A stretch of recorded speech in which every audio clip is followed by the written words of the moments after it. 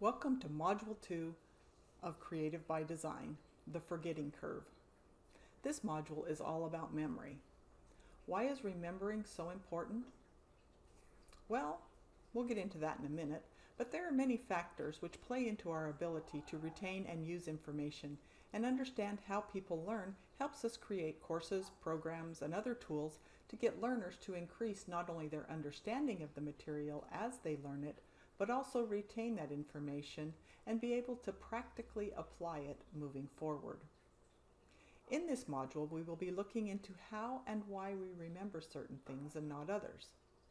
We will look at an example of a completed design document and go through some exercises to help you understand effective versus ineffective learning, how to apply the ADDIE method, how to have more effective design meetings, and then we will define the specific problem that needs to be solved. Let's get started.